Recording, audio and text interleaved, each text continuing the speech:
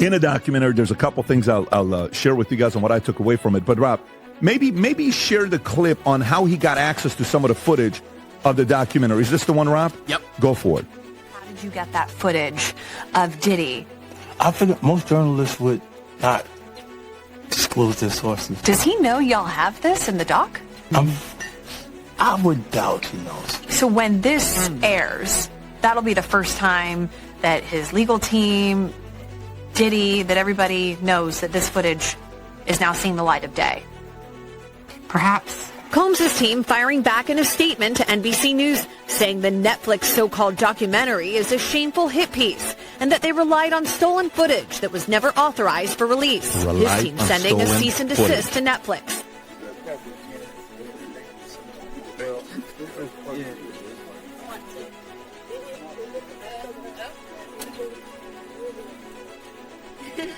Bishop Jakes was at a Diddy party. There could only be two reasons. In 50 Cent's new documentary, the silence speaks louder than any accusation. For years, names like Diddy and TD Jakes moved through separate worlds. Music, faith, influence, rarely questioned in the same breath. But when power operates across institutions, truth doesn't disappear, it waits. What remained hidden was not a single act, but a system that rewarded proximity, protected reputation, and taught everyone nearby that silence was safer than clarity.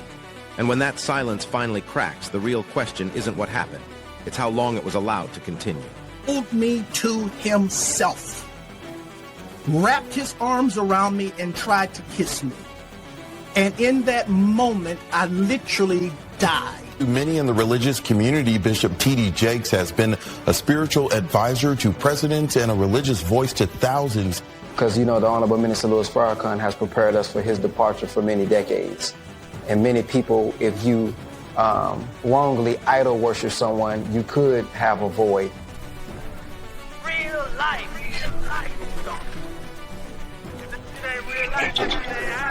It ain't real life. Just real life street star. You know what time it is. We just had a shake in not only the religious community, but our culture's community, to where Dallas, we have people like Kirk Franklin, Erykah Badu, of these names, and then you hear someone like Bishop Jakes, the Potter's House, that of course has risen Dallas to where you have these entities and these figures that, when you say the name, you kind of already know what it is. And we just recently seen that Bishop Jakes had stepped down. Now, I want to have this conversation because I have my own theories, no Diddy, but I have my own theories about why he would step down. But I do want to address the fact that he did step down. What is y'all take on it? And then also, where does it go from here? Dooney, if you don't mind, I can start with you because you actually have a personal relationship with Bishop Jakes. You've been calling him out for the past few years, damn near feel like a decade or so. You've been calling the man out, and now it seems like he didn't answer your phone call, and now he just stepped all the way down. Yeah. So I don't blame him. I wouldn't answer the phone call. This bitch don't start now. He asked me the question. I know. I would answer your call. Come on, go ahead though. Okay. Let me say this, man, to Bishop TD Jakes. You know what I'm saying? It was never any beef, anything like that. It was just some things that went on that I wanted to sit down and talk to you about that happened at the Mega Fest in Atlanta. And one of the ministers you had on staff. And because of where I came from, you know what I'm saying, it challenged my faith because of some things he did. So I just wanted to talk to you. I talked to Sean. Well, I didn't say no name, but your head security guard came to holler at me. And I sent the word out that I just wanted to speak with you. But your son came by. Shout out to my man, your son, Jermaine, he know what it is. And we talked and we discussed it. But I just want to say this to you, Bishop. You have shown a lot of thieves in Dallas. Ever since you came down, I had the honor of cutting your hair, meeting your First Lady, Jakes, Mama Jakes, Sarah, Cora. I just mentioned y'all named Jermaine, Jamar, Lil Dex. It was an honor meeting you all. And let me say to Mama Jakes, thank you for... In 50 Cent's documentary, a prominent pulpit figure steps aside, and timing becomes the story. TD Jakes has spent decades cultivating certainty, measured language, institutional reach, proximity to civic power. A public transfer of leadership, then, reads as more than routine succession. In an era where reputations can fracture overnight, withdrawal often signals anticipation rather than rest. When leadership changes align with a separate high-profile legal storm intensifying around Diddy, the public instinctively connects dots before facts are finalized. If succession can be both spiritual and strategic, how do we tell where faith ends and risk management begins? Happy birthday is tomorrow! His wife's birthday is tomorrow! Happy birthday! Happy birthday! Well, happy to have you back on the platform, man. It's been a while, man. I haven't had you on the platform in a long time, man. Man, stop playing, man. I ain't never left, man. Shit. All I did was change clothes. So I want to get right into it, man. How you feel about these rumors surrounding, Diddy and TD Jakes? Man, what I think about it is this, when I grew up in the church, the sinners was not supposed to have the same atmosphere with the saints. You have to be able to separate the two. So I'm looking at him as a saint going to a party that ain't nothing but sin. Drinking, maybe fornication, man on man, woman on woman, he on she. But maybe he'd have to lay some hands on somebody. Maybe he'd have to save some souls.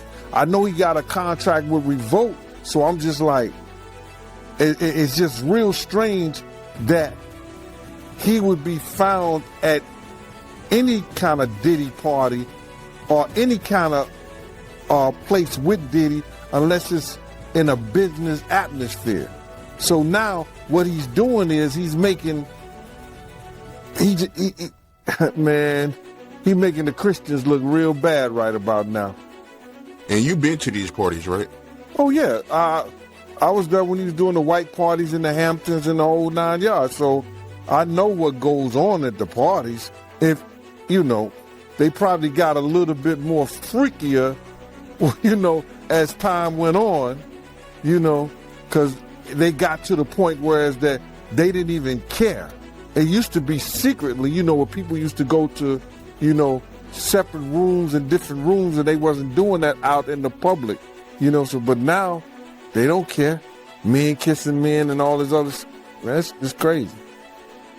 So why do you think he was going to these parties? I think that he's going to the Diddy parties, bruh. If he's going, well, we know he's going to the Diddy party, and I know that it's, I know what usually happens at the Diddy party, or when we told this happened at the Diddy parties. Maybe he need to see it for himself, man. Maybe he need to go there and really be involved in some things that could help save some individuals while they going to those parties.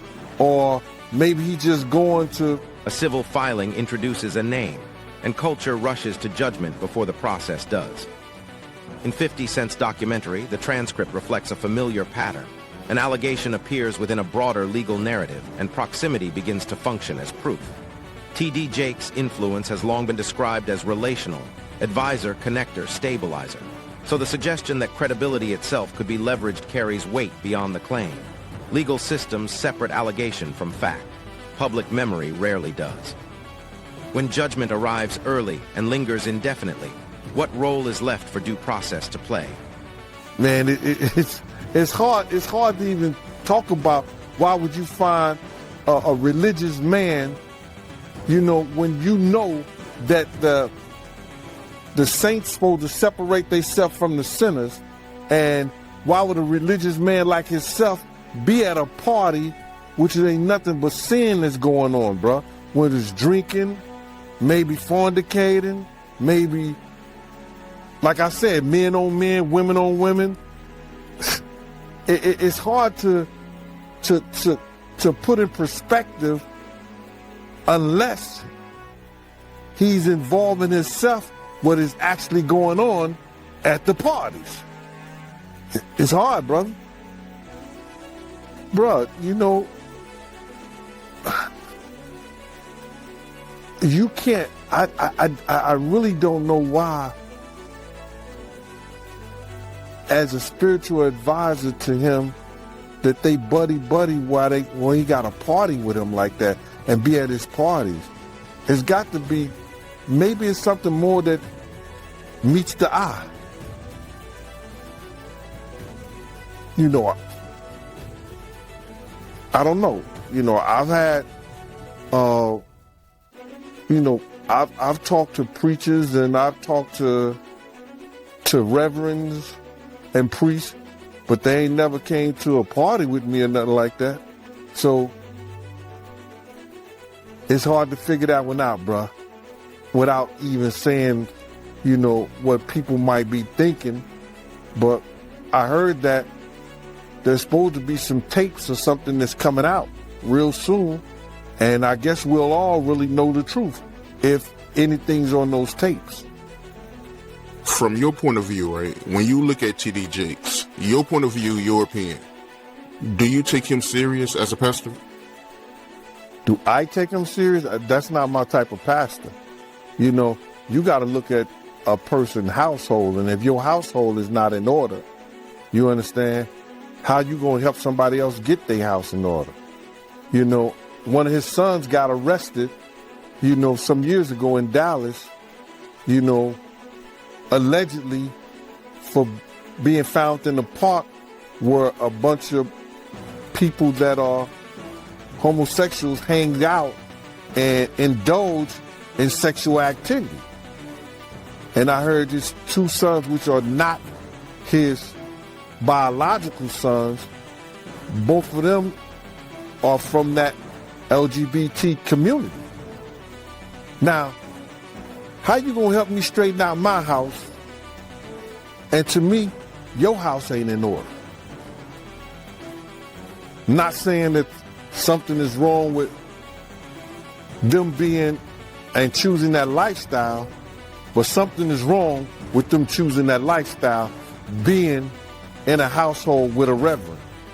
The central issue in 50 Cent's documentary isn't what happened at a party, but what power can purchase afterward. The transcript repeatedly returns to a quiet idea, that moral authority can soften scandal, that money and legitimacy can circulate together, and that the right association can delay consequence. This isn't unique to Diddy or TD Jakes. It reflects a system where institutions unintentionally become filters for accountability. If reputation can be engineered like a campaign, what does responsibility look like when trust itself becomes the commodity? Know that he was forcing her. Obviously, the government is presenting this as Diddy coercing her to stay in this relationship, to continue doing these freak-offs, even though she has said she didn't want to. But how much of that did she share with Diddy? Did he know that he was coercing her into this? Because that's what the whole sex trafficking charge is going to come down to. So one of the text messages after a hotel night that they had together, remember, hotel nights is what Jane refers to it. Cassie called them freak-offs, but these are their parties with male escorts. So after this one, this was in August of 2022, she wrote to him, "That was so much fun, baby. My love for you is unconditional and for life." She's referring to that particular freak-off that they had had. And she also talks about Paul. Paul is the guy that yesterday she said that their nickname for him was Shaq. She was Kobe and Diddy was Jordan, and they were the trifecta. So she is addressing the fact that she really enjoyed their encounters with Paul. But while Diddy's defense is trying to make it sound like, look, she was so into this. She loved having Paul. She asked for Paul. She wanted to clarify this. She said, if I had to do what I had to do, at least there was somebody who had a warm energy about them. So, yes, she is saying positive things and had positive feelings about Paul, but she's saying, I'm only doing this because this is, at least I have an option here. She would prefer to not have the hotel nights at all, but she felt like these were the circumstances of the terms and conditions, as she put it yesterday, of this relationship. She said, if I see him, Diddy, there is a request for a hotel night. So I'm just adapting to my circumstances. I'm adapting to my environment. So yes, there were moments when I suggest or organize these things under the pressures of my lover. Yes. I think that's the key thing there. She says, under the pressures of my lover. So she certainly feels pressured to do this. Does Diddy know that he's pressuring her? That is the. A personal account enters the record, and its impact comes from power imbalance rather than detail. In 50 Cent's documentary, the narrative describes emotional access, mentorship, affirmation, closeness, followed by an alleged violation that reframes intimacy as leverage. Even as an allegation, the implication travels fast because it mirrors a broader pattern, authority converting vulnerability into compliance. Communities built on spiritual safety are destabilized not by accusation alone, but by the possibility that trust itself was weaponized. If faith leadership rests on moral clarity, how much ambiguity can it absorb before it breaks? News out of Dallas. A megachurch founder and pastor, TD Jakes of the Potter's House. His ex-son-in-law claims that TD Jakes abused him. Richard Brandon Coleman is the ex-husband of TD Jakes' daughter, Cora Jakes. An attorney representing Coleman says that Coleman now claims, along with other unnamed males, they claim to have credible allegations against the Potter's House founder, TD Jakes, of grooming, assault, sexting, and transporting them across state lines. Richard Brandon Coleman, 36 years old, also known by his stage name, Ski Ventura, is serving time in a Texas prison for aggravated assault of a child and indecency with a child. Cora Jakes announced her divorce from Coleman in January 2022, shortly before his crimes became public, after they'd been married for about 10 years, and they have 2 adopted children. The attorney representing Coleman made this latest claim in a filing in the U.S. District Court for the Western District of Pennsylvania last Friday. That is part of an ongoing defamation lawsuit that Jakes launched against former pastor Dwayne Youngblood and 10 John Does in November 2024. So there's a lot of legal mess, lawsuit, drama going on, along with these new. A former prosecutor outlines the threshold where private claims become public concern. This moment matters in 50 Cent's documentary because it shifts the conversation from viral narrative to institutional standards. What can be investigated, charged, proven, or excluded? The transcript exposes a collision. Courts demand evidence while culture demands meaning. One moves slowly by design. The other accelerates without brakes. When legal truth and public belief operate on different clocks, which one ultimately defines the legacy of figures like Diddy? About to turn into like a whole nother scene, like a lost scene from Eyes Wide Shut. Like, this is looking a little weird. I mean, if Bishop Jakes was at a Diddy party, there could only be 2 reasons. Money or... Real life.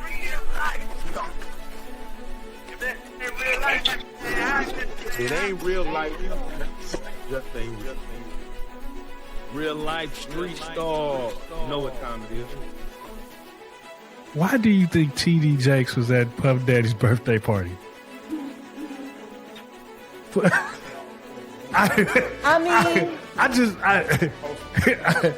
You know,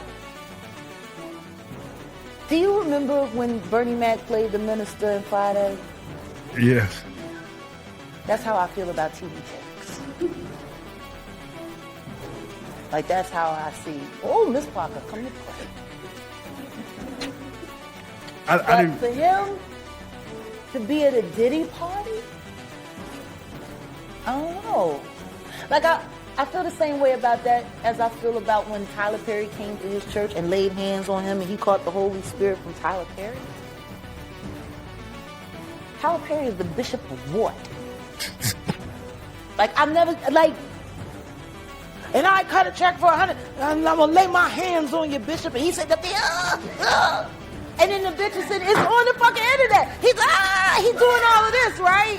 And then there's a woman on the dais screaming, push the baby out, birth that baby, push the. I'm like, are we at church?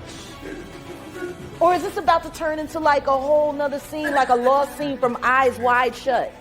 Like, this shit is looking a little weird. I mean, if Bishop Jakes was at a Diddy party, there could only be two reasons. Money. That's all that happens at Diddy parties. Money and... I hope it was for money. Charitable contribution. I hope it was for money, because arguing about who's going to put the strap on is... That can be a very uncomfortable situation. You know, we're going to pray on it, praise the Lord. You know? The recurring question raised in 50 Cent's documentary is not only moral, but structural. Why does spiritual authority appear inside spaces defined by celebrity power? These environments operate as influence hubs, rewarding access with relevance. When faith and entertainment intersect between figures like TD Jakes and Diddy, both sides gain legitimacy and both risk delusion. Proximity becomes currency. Silence becomes its maintenance cost. If influence depends on staying close, who is truly protected when nothing is said? Look, everything that I know tells me that he will get between 1 and 2 years, and I think it's going to be closer to 1. Prosecution is asking for 4. That's just not going to happen for a Mann Act violation. So if that's right, look, he wants to get the lowest he can get, and I think it's going to be between that 1 and 2 range. To get the 1, I think he's got to show the judge that he is taking his misdeed seriously. Right. And by the way, we know that even when the judge said that he was not going to let him out on bail pending sentencing, one of the things he mentioned was his violence. You know, we've seen his violence. So he knows that this is an issue for the judge. And the defense conceded it. Right. So that's something he definitely has to address. And that's what he's doing with this program. You know, Charles, he doesn't have to address it, but he is addressing it. And, you know, this might help him with regards to his sentence. Maybe the judge might sentence him to lesser time because he's working on himself. But Jamie, you know what the complication here is that he's been found not guilty on the charges that relate to drug use and domestic violence. That there was no conviction using force, fraud, or coercion in these 3 ways, and drugs. The Cassie video was off the table. The only thing he's been convicted of is taking a prostitute across state lines for the purpose of prostitution. But can't the judge consider all of the testimony in the that was presented at the trial? But the defense is going to say he was found not guilty on those things. So it's really kind of an interesting... There's that, but there's another side of this. And Jamie, you've been working on this story for 5 days now to lock this down. But what was there was one key word, one of the sources you spoke to. You remember what that word was? Yeah, redemption.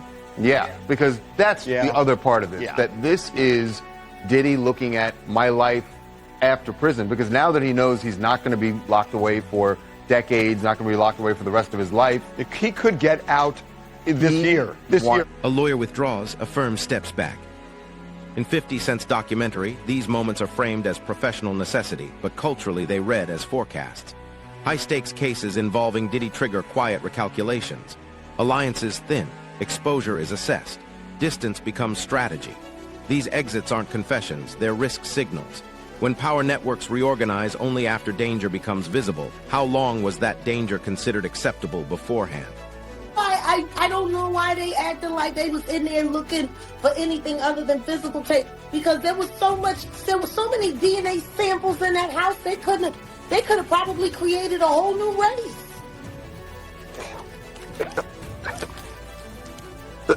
Let me ask you, when it comes to the hotels, he said that, or in the indictment, they said that there was people that were hired to clean up after the freak-off. So this is not even the people that's hired by the hotel. These are special people. No, they had to bring in outside clean. No, this is industrial level foolishness. What are you talking about? It's Breaking Bad level. Imagine what happened. Now, you heard the video, you heard the footage with him and the meek. Now, we also know that TD Jakes is allegedly also a power bottom. And he's a much older man. And they say he's very enthusiastic in his endeavors. What happens when he pops something loose? You know what I'm saying?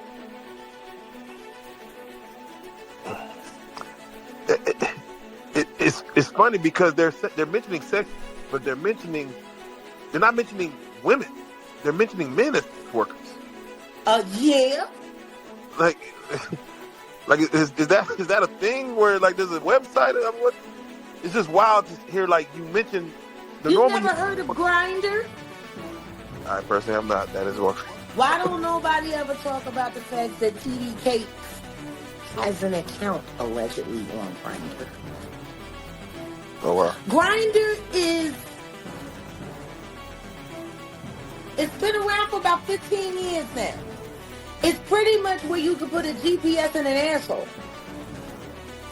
So you go onto the app and it uses the location. And it routes you to the account of the man closest to you, and then y'all DM, and you decide if you're going to do it at the 7-Eleven or do it at the gay club in the bathroom. It's a hookup site for promiscuous gay men. Wow. The Grindr. Jeez. Why would a bishop have a ghost account?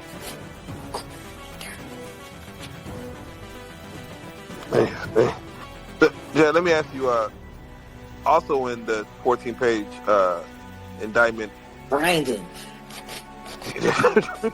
Oh, not clips. Not clips. Brandon. Oh, baby. Not malice. Not malice. Oh. She loved the way I did bop. That's what Cameron said. Yeah, we're about to go through all the lyrics again. There was an interview I was watching with, or a video I was watching with Jay-Z and Diddy from back in, I guess early 2000s. We're gonna go back and watch through all of this because I think you need to, because everything was done in your face. Yeah. They played in all of our faces. All of this stuff was done right in everyone's face. So I want you to imagine. The idea of recordings operates as power even before proof emerges. In 50 Cent's documentary, surveillance doesn't need confirmation to influence behavior. Its possibility alone can enforce silence. Fear becomes governance, shaping loyalty, hesitation, and denial among those orbiting celebrity. And spiritual authority. Whether real or exaggerated, the threat of exposure explains why influential figures connected to Diddy wait before speaking. If intimidation can suppress truth without ever entering court, how much reality remains permanently undocumented? Footage of Sean Diddy Combs in the days leading up to his arrest in New York last September. You want to put stuff in my fanny pack case? The exclusive video obtained by Netflix shows Combs debating with his lawyers about strategy. Listen to me. I'm going to get off the phone right now, and I am going to let you professionals look at the situation and come back to me with a solution. No matter what, no matter what nobody said. Let's just, here and there, y'all are not working together the right way. We're losing. The footage is part of a new, highly anticipated docuseries by director Alex Stapleton and rapper and executive producer Curtis 50 Cent Jackson, titled Sean Combs, The Reckoning. Was there anything that surprised you when you were watching it? I think it was surprising that he actually filmed it. It was very interesting to watch a man who's known for his brand presence. You know, he has a really amazing knack for marketing and all of that, and how he was sort of taking that into account in how he was coming off to the public. The exclusive video also shows Combs in Harlem greeting fans. Off my back, bro. Lord, you win. I'm gonna win. Lord, you win. Be with it. I'll accept it. I need some hand sanitizer. Hold on. I got it. I've been out in the streets amongst the people. Yeah, I gotta take a bath. Like the amount of people that actually I'm coming in contact with, like that's what I have to do. You know what I'm saying? It's like 150 hugs. You're a public person as well, and there was one instance in Harlem And his reaction when those people Went away. I said, I feel like I need to wash, like I'm dirt.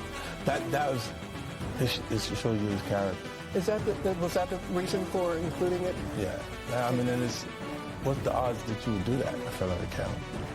Like that's one of the moments where you forgot he was on tape. How do you respond to people who say that it's more about the disdain that you have for Sean Combs than it is for giving the victims a platform? What they consider a pre-existing beef, right, for 20 years, right, is me being uncomfortable with him suggesting that he takes me shopping, or I looked at it like it was like a tester, like maybe you'll come play with me, type of thing, right? And it's not personal. I think it's important to also let people know that the show is not completely the perspectives of people that did not like Sean. We weren't trying to just get the highlights, the salacious details. You know, that the real goal was to storytell. And not everyone needed to have an allegation to be a part of this project. The 4-part series also features 2 jurors from Combs' trial who are speaking for the first time about how they reached their mixed verdict. 50 Cent's documentary closes without resolution by design. The line between evidence and speculation remains contested, and audiences are left to sit with discomfort as legal timelines unfold slowly. Institutions overlap. Church, celebrity, media, law, and responsibility diffuses across them all. From TD Jakes to Diddy and beyond, everyone claims to be waiting for the full story. Yet waiting itself becomes a form of protection. If accountability is endlessly deferred, who ultimately benefits from patience?